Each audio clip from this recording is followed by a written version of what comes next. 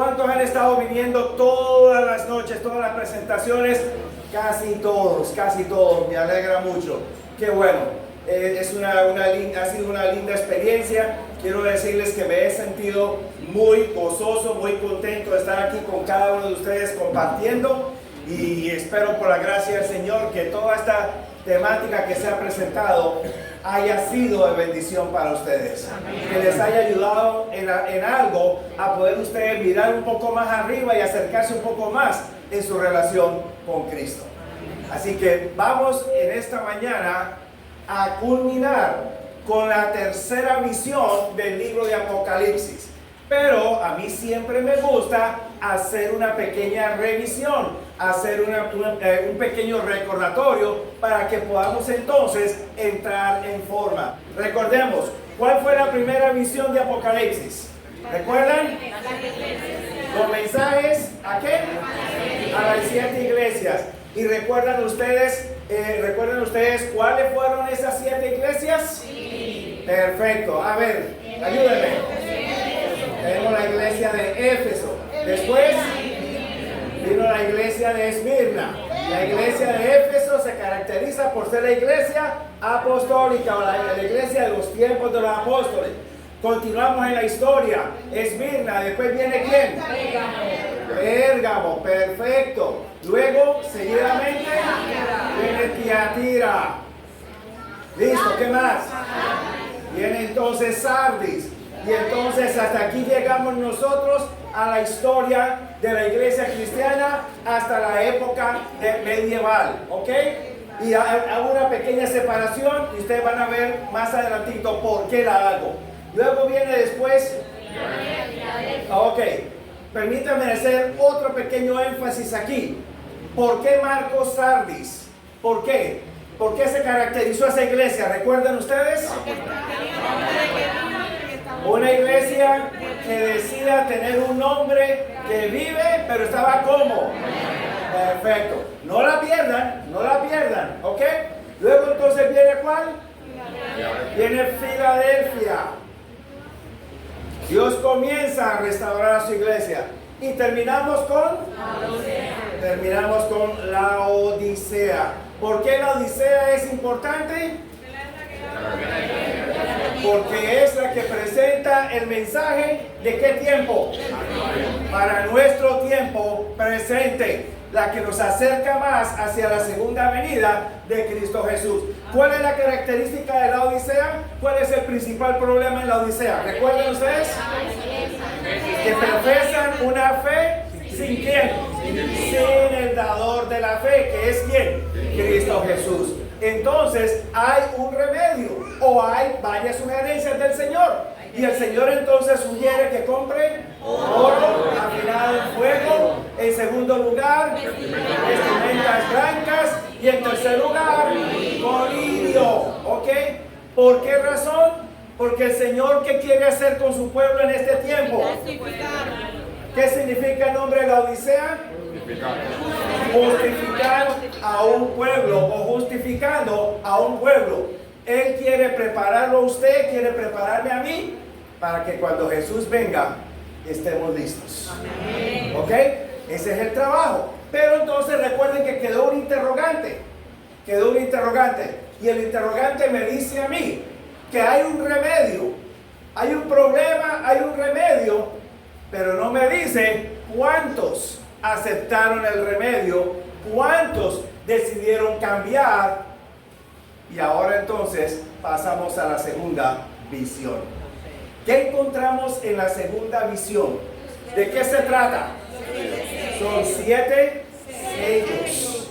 Ahora bien, estos 7 sellos, Juan me empieza a presentar algo que no aparece en las iglesias. Ahora Juan por primera vez me introduce una transición que no aparece en las iglesias. Veamos cómo se maneja esa transición. En primer lugar, ¿qué se ve en el primer sello? ¿Recuerdan ustedes? Se ve un caballo de color blanco. Perfecto. ¿Qué significa color blanco? Indica pureza. Hay victoria. Luego entonces el segundo sello se abre y ¿qué presenta? Ahora hay un segundo caballo, pero este caballo es ¿de qué color? Es color rojo, que indica entonces que ahora la iglesia está siendo desafiada. Decidió ser pura para el Señor, decidió no aceptar engaño. Ahora ¿qué viene? Persecución. Luego entonces viene el tercer sello. Se abre y ¿qué sale del tercer sello? Un tercer caballo, pero en esta ocasión el caballo es de color negro, que indica ¿qué cosa? Indica entonces que la iglesia, que antes era pura, que antes no aceptaba engaño, ahora la iglesia empieza ¿a qué? A mezclar, empieza a aceptar otras ideas. Y entonces las otras ideas, en lugar de esclarecer a la iglesia, ¿qué hace con la iglesia? La empieza ¿qué? A oscurecer, hasta el punto que la iglesia empieza a mostrar tinieblas representadas por el color negro del caballo. ¿Cuál es una de las cosas que causan las tinieblas? ¿Recuerdan ustedes? Yo les mencioné ayer productos que componen el pan, o el que se hace el pan, harina y qué más, y la cebada, y se vende ¿por cuánto? ¿Y cuánto es un denario? Es el salario de un día de jornada. Y cuando nosotros vemos esos precios, ¿cuál es la conclusión? Hay qué cosa, hay carestía, hay escasez. Por lo tanto, ese pan que representa el pan de vida, la palabra del Señor, está siendo ¿qué? Está siendo escasa, y por eso entonces la iglesia está viviendo en tinieblas. ¿Vamos claro hasta el momento? ¿Vamos bien? Bien. Entonces luego viene el cuarto caballo. Y este cuarto caballo es ¿de qué color? Amarillo o pálido. Pálido. Y entonces podemos hacer la conexión aquí, las dos iglesias de Pérgamo y Tiatira, que hacen compromiso o comprometen la fe cristiana. Y entonces ahora viene el caballo pálido o el caballo amarillo. ¿Y qué significa el color amarillo o pálido? Trae muerte. Y entonces conecta muy bien con la iglesia de Sardis, porque la iglesia de Sardis tiene un hombre que vive, pero está ¿cómo? Está muerto. Exactamente. Ahora, pausemos brevemente. Hubo algo que no les dije el día de ayer, porque ayer me veía un poquito el tiempo y como que estaba avanzando, y yo quería dejarles algo claro a ustedes, o amplificar un poquito más. ¿Por qué en lugar de presentar iglesias aquí, por qué se presentan caballos? ¿Por qué? En primer lugar. En segundo lugar, hay un jinete que va cabalgando ese caballo. Y cada vez que sale un caballo nuevo, el jinete tiene unas características distintas. ¿Quién es ese jinete? ¿Vamos claros? Ahora bien, comencemos entonces por entender qué representan esos caballos. Les voy a dar la cita bíblica, ¿ok? Recuerden, el tiempo nos apremia, les doy la cita bíblica, si ustedes desean la pueden anotar, y entonces después ustedes llegan a sus casas con más tranquilidad, ustedes leen allí y se van a dar cuenta. En el libro de Zacarías, capítulo 1, versículos 1 hasta el versículo 11. Capítulo 1, versículos 8 hasta el versículo 11. Y luego el capítulo 4, versículos 10 hasta el versículo 14. Dos pasajes. Zacarías capítulo 1 y Zacarías capítulo 4. ¿Por qué voy de regreso a Zacarías? ¿Por qué razón? ¿Se acuerdan? Para estudiar y entender Apocalipsis, ¿qué hizo Juan? Escribió en un lenguaje familiar, y lo más familiar que había era, ¿qué cosa? El Antiguo Testamento. Ahora, ¿qué hace Zacarías en el capítulo 1 y en el capítulo 4? A Zacarías se le presenta en visión caballos, y también son 4 caballos, y se le presentan los mismos colores: blanco, bermejo, rojo, negro. Se le presentan los mismos colores. Y entonces Zacarías, que está viendo la visión, Zacarías le pregunta al ángel: Señor, ¿qué representan estos? Y entonces el ángel le responde: estos son los que son enviados a toda la tierra. En otras palabras, son mensajeros. Exactamente. Así que entonces ya no se presenta bajo el nombre de una iglesia, la iglesia de Éfeso, Esmirna, Pérgamo, etc. Ya no se presenta bajo ese nombre. Ahora se presenta bajo un caballo que está representando mensajeros. La iglesia está siendo enviada como mensajera. ¿Quién es el jinete? ¿Quién es el jinete? Bueno, vamos a tratar de entenderlo. Cuando usted lee el primer sello, allá en Apocalipsis, el capítulo 6, versículo 1 en adelante, usted va a encontrar que el primer sello se rompe, se abre, sale un caballo, y sobre él va un jinete, y ese jinete tiene una corona y tiene un arco, y me dice el texto que salió venciendo para vencer. ¿Quién es aquel que ha vencido y sale para vencer? Entonces ahí encontramos que ese jinete es Cristo Jesús. Amén. Pero noten ustedes ahora otro detalle. Noten ustedes otro detalle. Aparece un jinete sobre el caballo rojo. Aparece un jinete sobre el caballo negro y el caballo pálido. ¿Quién es ese jinete? Vemos que fue Cristo en el primer caballo. ¿Quién es ese jinete en los otros 3 caballos? Ahí es donde empezamos o comenzamos a pensar un poquito más. ¿Saben ustedes algo? Se sorprenderían si yo les digo a ustedes que el jinete del caballo blanco es el mismo en los otros 3 caballos. ¿Se sorprendería? No se dejen distraer por el color de los caballos y los eventos que siguen por causa del color. Es el mismo jinete, es Cristo Jesús. Pero ¿por qué ahora Jesús está sobre un caballo rojo? ¿Por qué Jesús sobre un caballo negro? ¿Por qué Jesús sobre un caballo pálido? ¿Por qué razón? Les voy a explicar por qué razón. Ya Juan nos lo había dicho desde el capítulo 1 de su libro. Ya Juan nos lo había dicho y aquí lo reitera una vez más. En el capítulo 1, a Juan se le presenta en visión un candelero de oro. Capítulo 1, versículos 13 en adelante. ¿Ok? Y entonces, después de que él está observando ese candelero de oro, ve a uno vestido con lino fino, blanco, cabellos largos, el rostro como sol, los pies como bronce, bruñido. ¿Quién es? Es Cristo Jesús. Exactamente. ¿Y qué está haciendo Cristo Jesús allí?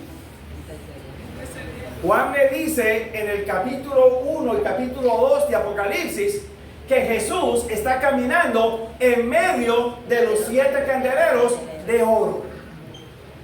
¿Qué significa caminar en medio de los 7 candeleros de oro? Significa 2 cosas. Significa 2 cosas. Caminar en el Antiguo Testamento. Lo puede leer en Josué capítulo 1, versículo 3, Josué capítulo 14. Lo puede leer en Isaías capítulo 58. Caminar quiere decir tomar propiedad.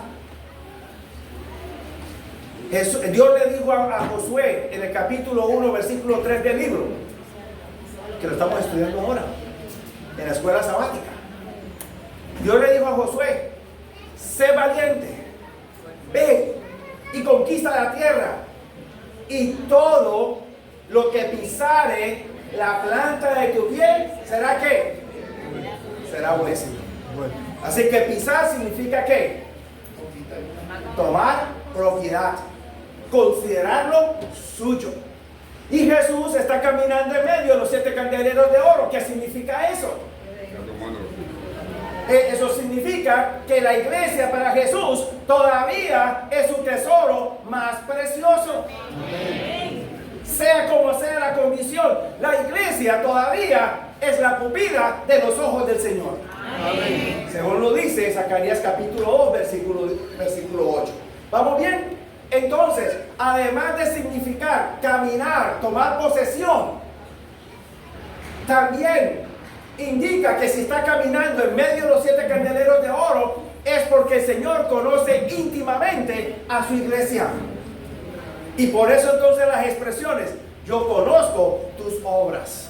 Eres así, eres asá, te falta esto, te falta lo otro. Yo conozco tus obras. ¿Vas comprendiendo? Cuando venimos a los caballos, ¿por qué es el mismo Señor montado en caballo blanco, rojo, negro o pálido? ¿Por qué razón? Mi querido hermano, mi querido amigo, usted que me está escuchando y me está viendo a través de las redes sociales, Jesús no es aquel que solamente se monta sobre su iglesia cuando las cosas están bonitas. Jesús todavía está sobre su iglesia y Jesús todavía sostiene a su iglesia a pesar de las circunstancias por las cuales ella esté pasando. Así que aquí la iglesia está siendo perseguida, el Señor no la va a abandonar, el Señor todavía está con ella. Aquí la iglesia está caída, está reflejando tinieblas espirituales porque ha comprometido la fe. El Señor tampoco la abandona, todavía el Señor está pendiente de ella. Y aquí cuando la iglesia pareciera que va a morir, ¿la abandona el Señor? No, claro que no. ¿Usted quisiera que el Señor lo abandonara en algún momento solamente porque cometió un error? No, absolutamente. El Señor no hace eso. Por eso ese jinete es el mismo en cada uno de los caballos. Amén. Y me está mostrando entonces la dirección de la iglesia y cómo el Señor, todavía a pesar de los errores de la iglesia, el Señor sigue allí presente. Amén. Ahora, viene la transición. Viene la transición. Y esta transición aparece bajo el quinto sello. ¿Qué hay en el quinto sello? ¿Recuerdan ustedes? En el quinto sello se presentan los mártires. ¿Cuáles mártires? Ok, mártires pasados. Y el Señor le dice: espérense un poquito más. Nuestros hermanos mexicanos dirían: esperen un tantito nada más, porque van a haber otros que también van a padecer y necesitan ser reunidos.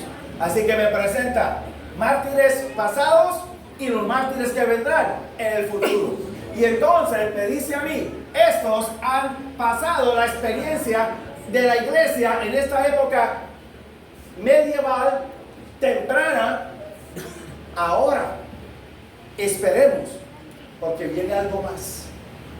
Y es cuando entonces viene el sexto sello. ¿Y qué aparece bajo el sexto sello? ¿Recuerdan ustedes? Bajo el sexto sello se nos muestran dos grupos. ¿Ok? ¿Cuál es el primer grupo? Capítulo 6. Se nos presenta el grupo de los injustos. ¿Cómo sabemos que son injustos? ¿Por qué lo sabemos? Porque ellos están expresando. Ven al Señor sentado sobre su trono. Ven al Cordero también sentado sobre su trono. Y entonces se preocupan y prefieren ¿qué cosa? Prefieren esconderse en las cuevas, prefieren que las rocas le caigan sobre encima y los escondan a ellos del rostro de ¿quién? Del Señor. Exactamente. ¿Les suena familiar esa escena a ustedes? ¿Dónde la han leído anteriormente? Recuerden, Juan utiliza el lenguaje familiar. Él extrae del Antiguo Testamento. ¿Dónde han ustedes leído una escena similar? Donde el individuo oye la voz de Dios y prefiere esconderse. ¿Recuerdan? Génesis capítulo 3. Génesis capítulo 3, versículo 7 y versículo 8. Después de que comen Adán y Eva del fruto prohibido, los ojos les son abiertos y entonces oyen la voz de Dios que se acerca y prefieren que se esconden detrás de una higuera y se cosen entonces delantales de hojas. Así que eso nos muestra claramente que este grupo es el grupo de los injustos, el grupo de los perdidos. ¿Qué indica entonces? Que la Odisea me deja a mí con la inquietud. Habrá quienes rechazan y entonces el sexto sello me dice, sí, van a haber quienes rechazan. Luego entonces viene el segundo grupo. ¿Y cómo se presenta el segundo grupo? Sellado. Ahora se presenta de dos formas. Se presenta de dos formas. Primera forma, bajo un número 144,000, que son ¿qué cosa? Son sellados. Exactamente. Son sellados. En otras palabras, ya están separados. No hay quien se los toque al Señor. Están separados. Y entonces, en el mismo capítulo 7, este mismo grupo, luego entonces vuelve a aparecer bajo otro cuadro, bajo otra perspectiva, y se le llama ¿cómo? Una multitud incontable. ¿Por qué la diferencia? ¿Por qué se presenta de dos formas? ¿Por qué simplemente no se los presenta como los redimidos y se acabó? ¿Cuál es el énfasis que Juan está queriendo hacer? Juan me está queriendo presentar a mí, antes de la venida del Señor, si somos fieles, ustedes y yo no tenemos nada que preocuparnos, porque el Señor nos va a sellar. Y cuando el Señor nos sella, no hay quien toque a los sellados del Señor. ¿Vamos bien? Y en segundo lugar, ¿por qué los presenta como una multitud incontable? ¿Por qué razón? Porque esta multitud incontable me dice a mí que yo no tengo que preocuparme por un número. Hay quienes se preocupan, 144,000, y si yo no alcanzo a entrar, me quedo fuera. Entonces el Señor me dice a mí, no te quedas fuera. Es una multitud incontable. Y entonces eso me ayuda a entender que este número no es un número literal, sino que es un número ¿qué? Simbólico, que me presenta a mí, al pueblo de Dios, al Israel de Dios en el tiempo final. ¿Estamos claros, iglesia? ¿Vamos bien? Perfecto. Oigan, ustedes son excelentes como estudiantes. Me gustaría tenerlos a todos en el salón de clase. Les garantizo que todos saldrían con una... Aquí se utiliza 5, ¿verdad? Sería el máximo. Perfecto. Encuentra en Apocalipsis un libro que sea temeroso, que amedrente, o lo encuentra como un libro de esperanza. ¿Cómo lo encuentran ustedes? Para mí Apocalipsis está lleno de esperanza. Y lo más importante es que tanto aquí como acá, ¿quién aparece como el centro? Cristo Jesús. No se olvide, si Jesús no es el centro, vuelva otra vez y lea nuevamente. Cristo tiene que estar allí. Ahora, entramos entonces a lo que corresponde para esta mañana. Me tomé un poquito de tiempo extra. Aquel hermano me está echando ojo como que pastor, mire. No, tranquilo. Ahora entramos a la tercera visión. que es el tercer juego de 7. 7 iglesias, 7 sellos y ahora 7 ¿qué? 7 trompetas. La tercera visión, 7 trompetas. ¿Qué encontramos en esta tercera visión? Permítanme darles a ustedes un par de preliminares en cuanto a estas 7 trompetas. Número uno, vamos a tratar de analizar lo que es considerado uno de los pasajes más difíciles del Nuevo Testamento. No es fácil leer y entender los mensajes de las trompetas. Número 2, vamos a entrar a analizar, y de pronto no lo vamos a hacer con todo lujo de detalles porque el tiempo no nos daría, pero vamos a entrar a estudiar un pasaje que desafortunadamente ha generado distintos tipos de ideas, distintos tipos de conjeturas, y que todavía muchas personas se están preguntando por qué ese pasaje en la Escritura, por qué Dios no lo omitió, por qué no lo brindó. Y entonces hoy posiblemente vamos a tener una respuesta. ¿Estamos listos? Amén. ¿Trajeron sus Biblias? Amén. Perfecto. Vamos entonces a los capítulos 9. Y antes que nada, se me estaba pasando, porque alguien me preguntó anoche, pastor, ¿y qué hay con el séptimo sello? ¿Qué hay con el séptimo sello?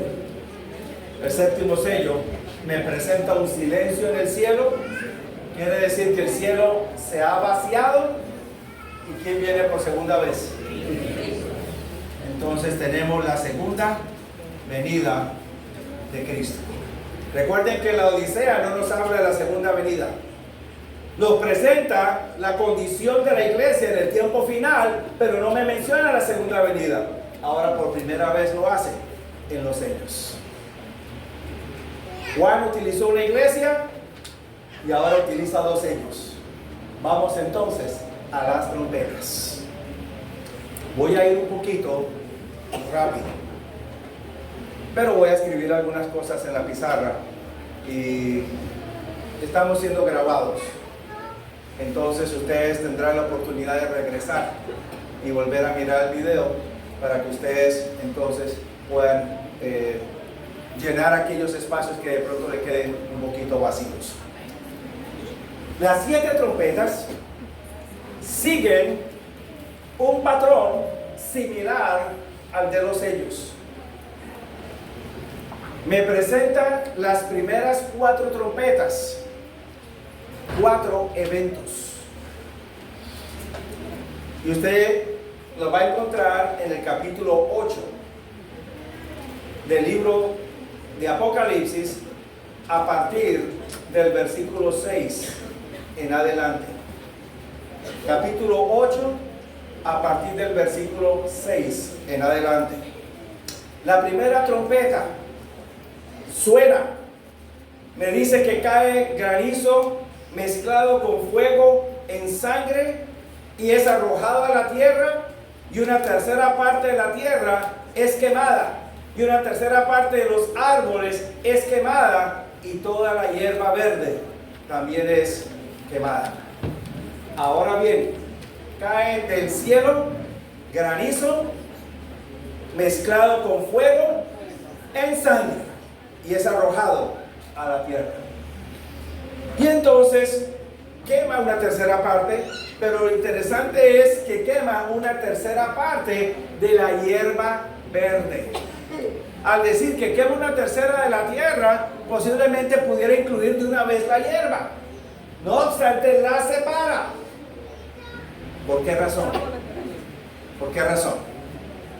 No solamente me muestra un efecto sobre la tierra, sino que también me dice, en forma particular, la hierba verde ha sido afectada. Ahora, ¿qué representa esa hierba verde? O esa vegetación, ¿qué representa? Le voy a dar una cita aparece en el libro de los Salmos, Salmo 1. Y ustedes después pueden leer otros pasajes colaterales allí en el Antiguo Testamento. El Salmo 1 dice: bienaventurado ¿quién? El varón que no anduvo en camino de malos, ni se sentó en silla de escarnecedores. Antes, en la ley de Jehová está ¿qué? Su delicia, y en ella medita de día y de noche. Oigan, ustedes se lo saben. ¡Qué bueno! Los felicito. ¿Cómo concluye ese Salmo 1, que no es muy largo? No es muy largo. Ese justo lo compara ¿con qué? Con un árbol verde, frondoso, que está sobre aguas. Así que entonces, la hierba verde o el árbol verde representa ¿qué cosa? Representa a los justos. Pero entonces en esta primera trompeta, los justos están siendo quemados. ¿Qué puede haber ocurrido siguiendo el mismo marco histórico, tiempo de los apóstoles? ¿Qué evento pudo haber ocurrido que trajo y quemó a quienes habían profesado ser justos? Y ahí es cuando entonces encontramos la caída de Jerusalén. El pueblo judío, que por siglos Dios lo había tenido como su pueblo escogido,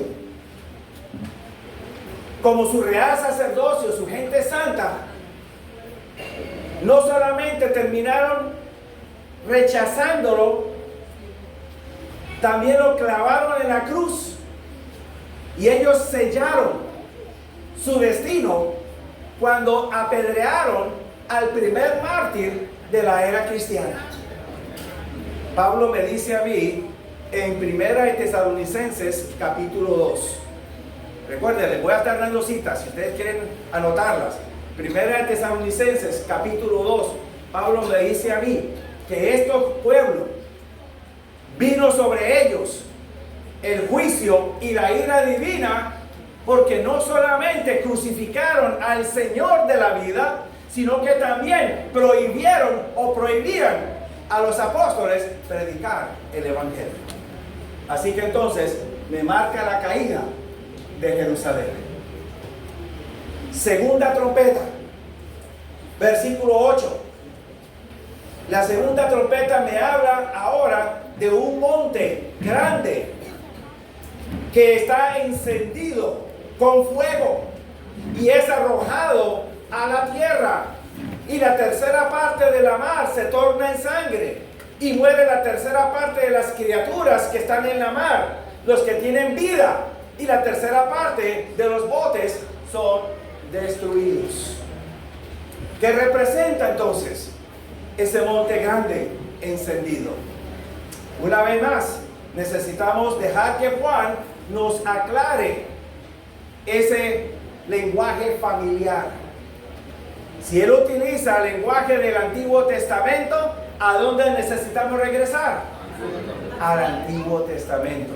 Y ahora la pregunta del millón es: ¿dónde en el Antiguo Testamento nos habla de un monte grande que es lanzado a la mar, encendido con fuego? A ver, ninguno. Todavía siguen siendo buenos alumnos, no se preocupen. Todavía se van a ganar el 5 al final. Tranquilos. ¿Saben por qué les hago esas preguntas? Porque yo quiero que ustedes vean y aprendan algo. Para entender Apocalipsis o cualquier otra porción de la Biblia, usted no puede leer la Biblia a la carrera, rápidamente. Si usted la lee a la carrera o la lee rápidamente, usted va a pasar por alto muchos detalles. Usted necesita leerla con atención, con cuidado. ¿Cuál fue la expresión que aprendimos? ¿Con ojo qué? Ojo clínico, prestando atención a los detalles. ¿Por qué razón? Porque necesitamos aprender a hacer algo. Necesitamos aprender a hacer conexiones. Las frases que aparecen aquí se repiten acá y entonces empezar a conectarlas. Cuando usted trabaja de esa manera la escritura, usted se va a dar cuenta que la escritura va a ser mucho más sencilla de leerla y entenderla. Y eso se aplica a Apocalipsis, eso se aplica a todo. Va a ser más sencilla de leerla cuando usted hace esas conexiones. ¿Ok? Ahora bien, nosotros estamos acostumbrados a leer nuestra Biblia al año y le llamamos el año bíblico. Pero ¿qué sucede cuando usted hace el año bíblico? Usted necesita leer varios capítulos para poder ir avanzando y poder llegar el día 31 de diciembre y decir, ya terminé de leer la Biblia. Pero cuando usted va avanzando, usted va entonces pasando por alto detalles. No quiere decir que es malo hacer el año bíblico, por favor, no me malentiendan. No me malentiendan. Es una linda experiencia. Pero ahora, si usted quiere aprender a entender la Biblia, entonces yo le recomendaría que usted le ponga un poquito de freno al acelerador, vaya un poquito más lento y empiece a hacer las conexiones bíblicas. Hemos hecho algunas durante estos días. En este momento vamos a hacer otra. ¿Dónde aparece en la escritura un monte grande que va cayendo, encendido y cae a la mar?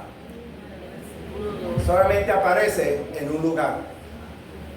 Ese lugar aparece en el libro de Jeremías y está en los capítulos 50 y 51. Libro de Jeremías, capítulos 50 y 51.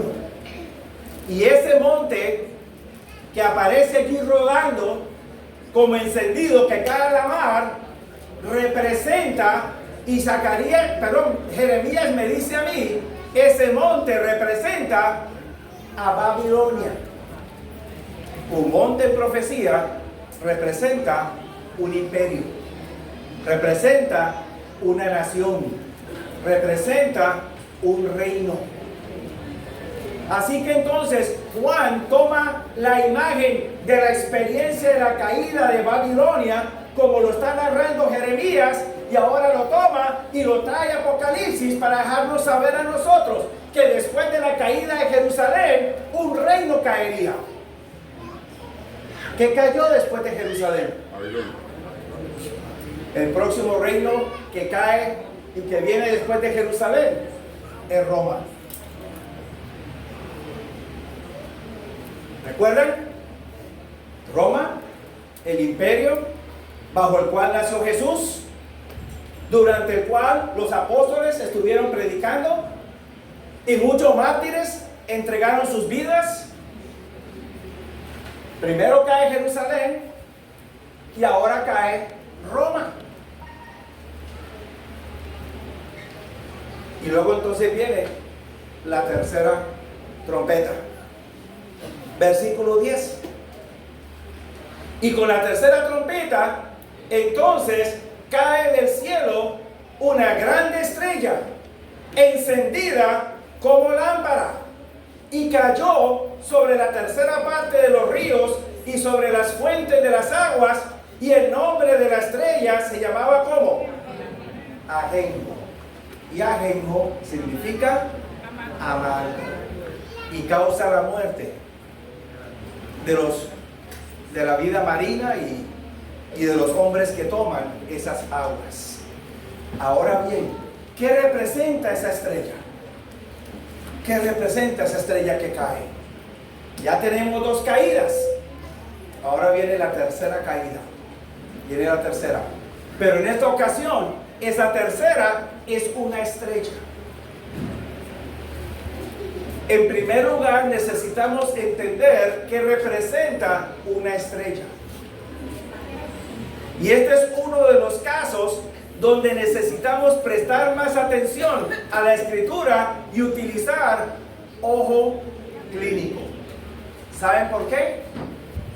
Porque usted va a encontrar en algunas ocasiones que un símbolo puede tener varios significados. Y este es uno de ellos. ¿Qué representa una estrella?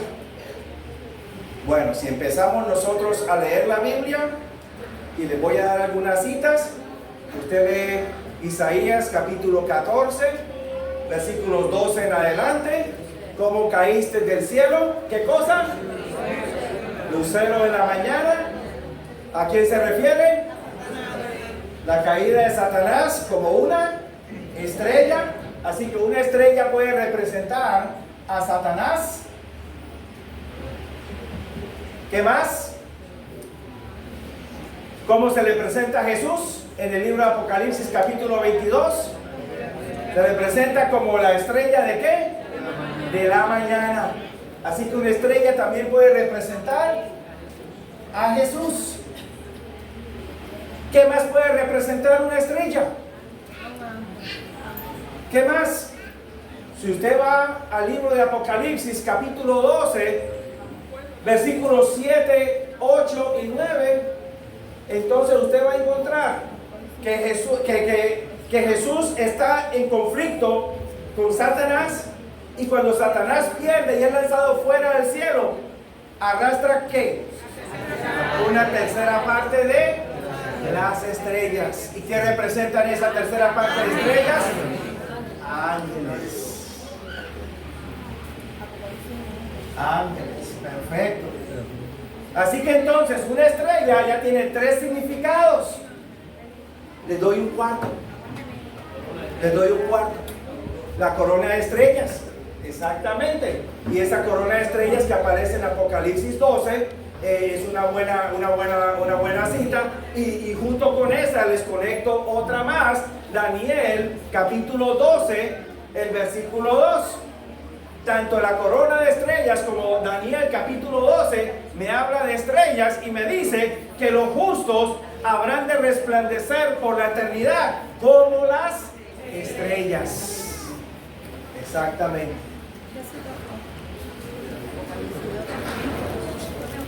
La pregunta que surge ahora entonces es: ¿qué representa esa estrella que cae?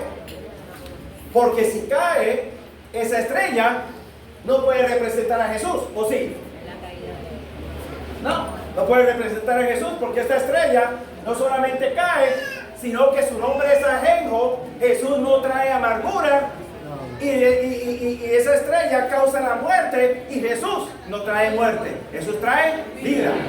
Los ángeles del Señor pueden ser amargos, tampoco. ¿Puede ser Satanás el que haya caído? ¿Qué creen ustedes? No. ¿Por qué razón? Porque estamos hablando de la caída después de la caída del Imperio Romano. Y ya Satanás cayó ¿cuándo? Atrás. Entonces, ¿cuál nos queda? Aparentemente alguien que profesaba ser justo cae. ¿Y cuál es el que cae después de Roma? Aquí es donde entonces encontramos a Roma, papá. ¿Vamos claros? 3 caídas en la historia. 3 caídas. Cuarta, y con esto termino. Y en la segunda parte entonces abordamos lo que queda de las trompetas. Con la cuarta trompeta, versículo 12 en adelante, me dice a mí allí, y noten ustedes ahora, lean ustedes bien el diálogo o la terminología que aparece allí. Ahí no se menciona que hay una caída. ¿Dice que hay una caída? No. En el primero cayó, en el segundo cayó, En la tercera hubo otra caída. Pero cuando vamos a la cuarta, ahí no se menciona caída. ¿Qué indica eso? ¿Qué indica eso? Me muestra a mí que la cuarta trompeta todavía continúa con esta Roma papal. Hay todavía una continuación. Porque este sistema de Roma papal no es un sistema que comenzó en la historia y murió en la historia. Es un sistema que comienza en la historia y hasta el presente todavía está vivo. ¿Estamos claros? Entonces, ¿cuál es la cuarta trompeta? En la cuarta trompeta me dice a mí que entonces plagó la tercera parte del sol, la tercera parte de la luna, la tercera parte de las estrellas, y fueron oscurecidas el día, y el día no fue manifiesto, y la tercera parte de él, y la noche de igual manera. ¿Qué causa esta estrella caída? En la cuarta trompeta, noten, ya no hay caída. Ahora, ¿qué es lo que trae este sistema? Trae tinieblas.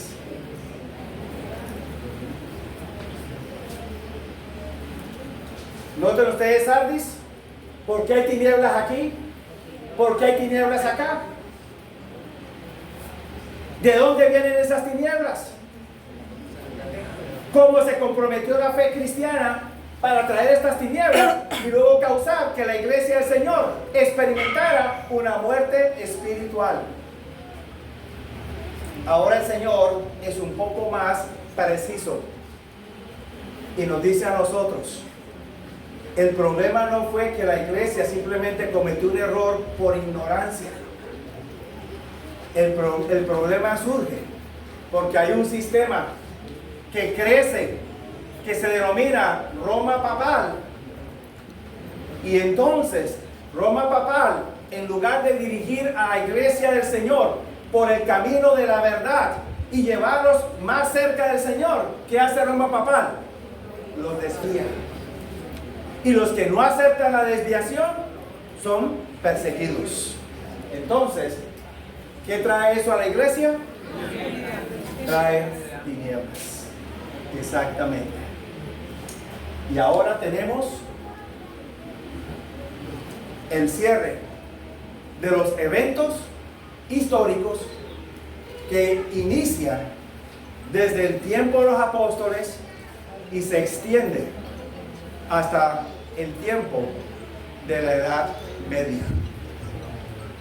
¿Por qué el Señor toma tiempo para que las primeras 4 trompetas narrase la caída de estos sistemas? Que alguno diría, eso es historia, ¿qué tiene que ver? Tiene que ver mucho. Tiene que ver mucho. Una vez más, ahí es cuando necesitamos leer, prestando un ojo clínico, leer un poquito más de cerca, por qué el Señor menciona esos sistemas dentro de las trompetas. Bien sencillo. Los llevo de regreso a los sellos.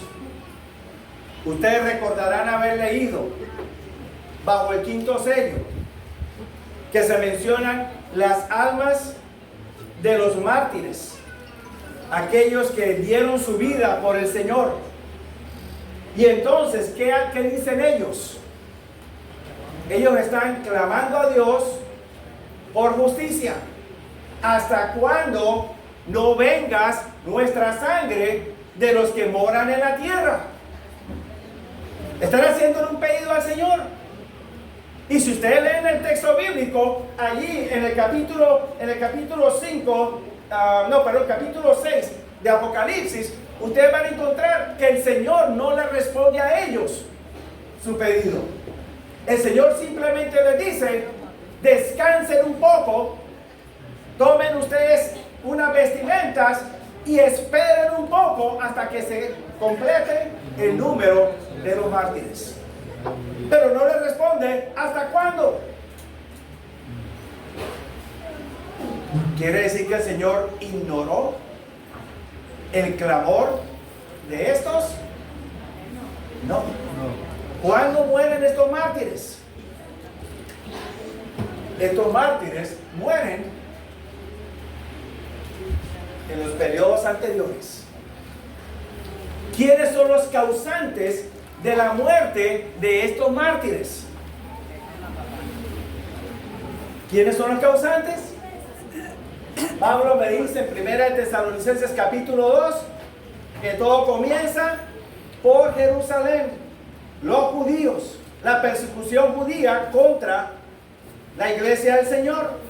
Y cuando ya Jerusalén cae, entonces ¿quién continúa con la persecución? Roma. Exactamente. Y cuando Roma cae, ¿quién continúa con la persecución?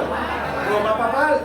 Entonces, ¿por qué el Señor me menciona a mí la caída de esos sistemas? ¿Por qué razón?